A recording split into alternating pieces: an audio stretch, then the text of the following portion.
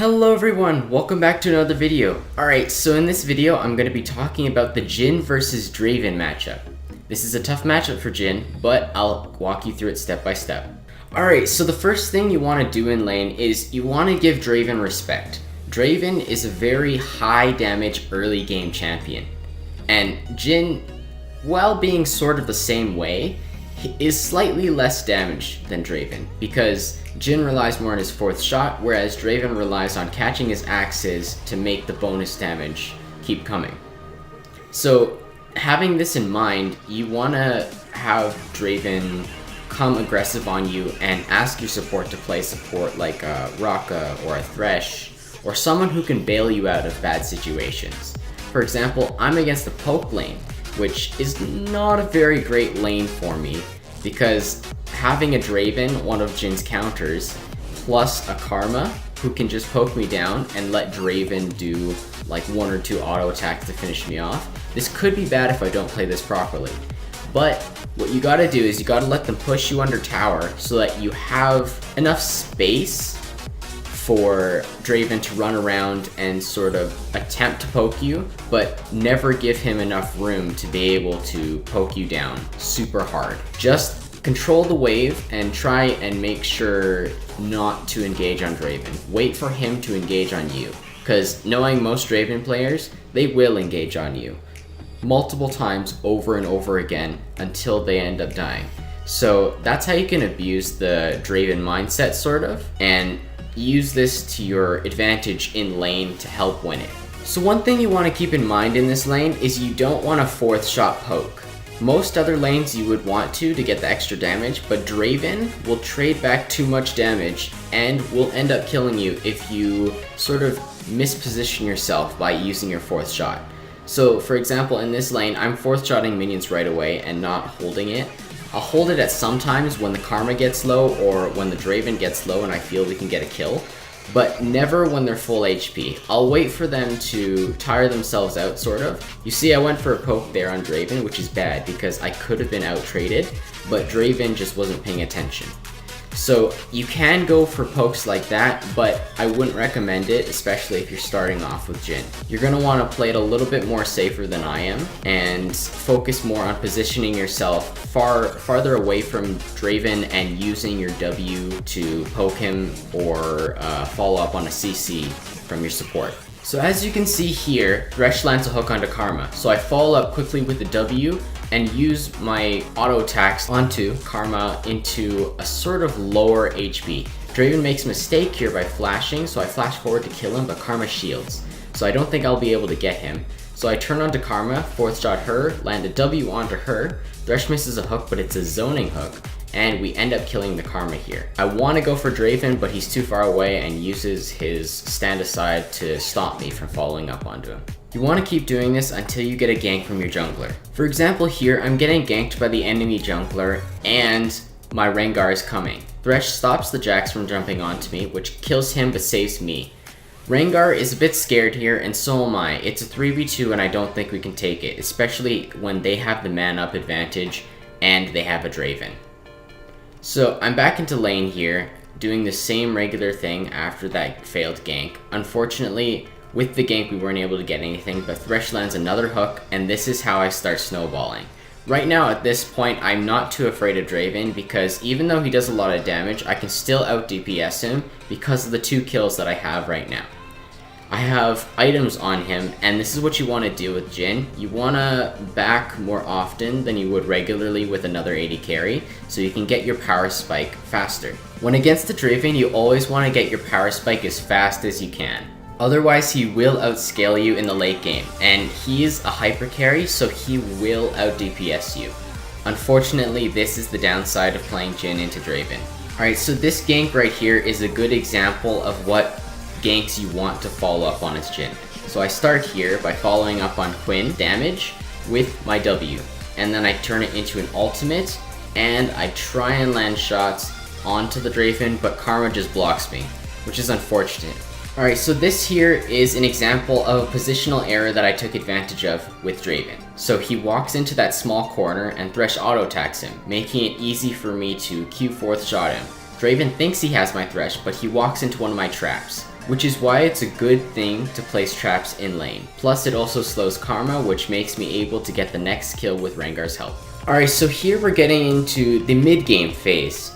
And this is the phase where we're starting to group up more as a team and push for towers and more objectives, instead of sticking in lanes and not roaming. Right now what I'm doing is I'm keeping track of bot lane and the minion wave mid lane, and also trying to make sure I'm in all the fights. For example, this fight, where we end up getting a pick on Jax because of the Yasuo nado. Yasuo does end up dying and I flash for the Jax kill, but it makes it worth because I end up getting out of this with the protection of Thresh.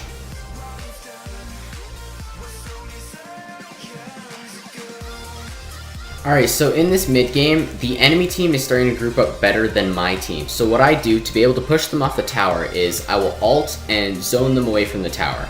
I do miss my last 2 shots, which is bad of me, but they still get zoned away from the tower, making it worth ultimate. Now, right here, my team starts to come, and Thresh lands a pull, and I W the Zyra, but then she Zhonya's. And so I 4th shot her after her Zhonya's is finished and walk out of the ultimate. We can't win this fight really because Jax is still there, but as soon as he runs away, me and Yasuo will look for a pick on the Karma and the Draven. So it ends up being still a 3v2, but we end up killing the Karma fast enough.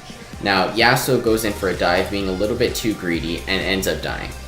This is unfortunate, but still, we almost got a kill out of it. I saw the potential.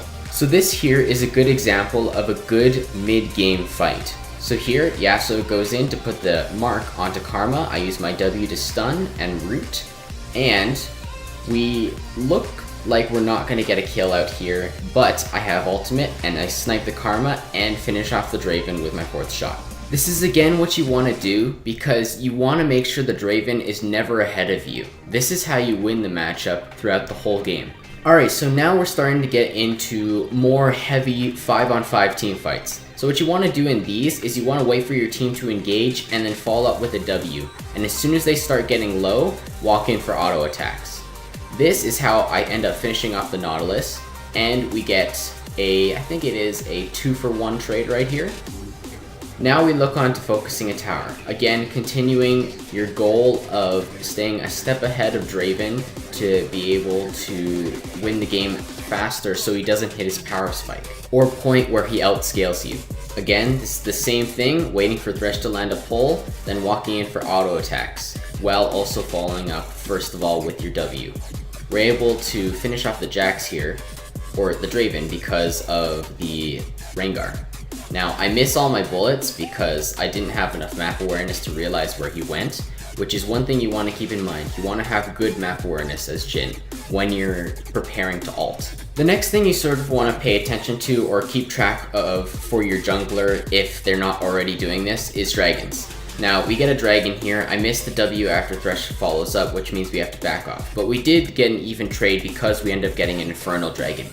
Alright, so here's a good team fight to sort of open your eyes to what assassins can do to Jhin. So for example, Yasuo starts to ult, and I land ult shots onto the Zyra and the Karma. I end up finishing off the Karma with my 4th shot, and I'm not able to finish off the Zyra because of her Zhonya's.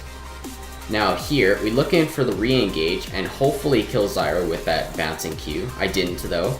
Rengar ends up trying to dive in, and Jax, the assassin, the important key to this fight is what assassins can do to you. I was quite high HP, yet Jax jumps onto me, ignores Rengar, and goes straight to me because he knows that I'm most of the damage. The one thing that you want to keep in mind is not only can Jax do this to you, but Draven can do this to you. That is why he counters you so hard, because he's technically an assassin late game with his Q damage. Alright, so I want to highlight some of the mistakes I made in this fight. For example, I wasn't able to kill Jax because he was being pulled behind people, and I decided to go into this fight. You should never go into this fight when Draven's there plus their tank and their support. There's going to be shielding forever. This is a team fight that could have turned really bad if the enemy team focused me.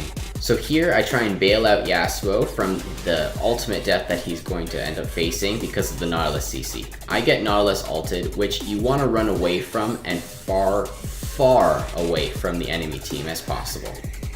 I end up landing most of my shots and kill the Jax from Deathfire.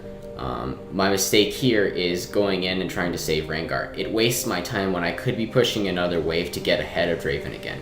This is when I realized Draven is starting to hit his power spike and the enemy team is just becoming too strong for me to kill. Right here they end up taking a tower, and this is when I for sure guaranteed no, Draven has become stronger than me and can out DPS me. Now that I know that Draven can out DPS me, I start to play these team fights a little bit more passive than I usually do. I still follow up with a W, but I don't walk in for auto attacks and I just let Thresh die. I know this because first of all, it's not a full 5v5.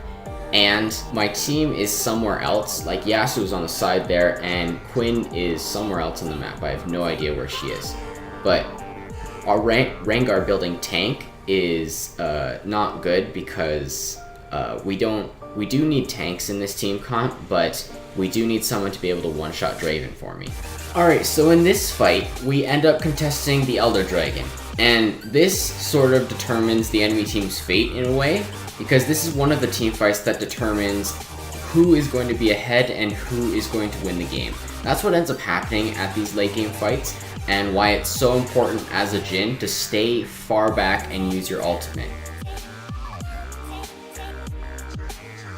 Alright, so here is the things that I do to finish out games. I start by taking Elder Dragon and pinging my team constantly to be able to come help me take this. I know at this point, 40 minutes, I'll be able to deal a lot of damage to the Elder Dragon. Next, what I'll do is I'll take a Baron. And after this, we should be set to be able to take the last team fight and end the game. Alright, so I make a mistake here by trying to focus down the inhibitor and not watching the positioning of Jax. This mistake almost costs us the game, and I end up dying. But the thing that happens here is Rengar splits from the team, so does Yasuo, and also so does Quinn. So Quinn and Yasuo both focus down the 2 Nexus towers, which helps us so that we can win the next team fight and win the game. Alright, so this is the final team fight that decides the game when Thresh lands a hook. Right there. That's the game. So, now that it being GG guys, I really hope you learned something from this, and I hope you enjoyed. Let me know in the comments if this was a good video, and if you enjoyed, don't forget to leave a like and possibly subscribe. Thanks.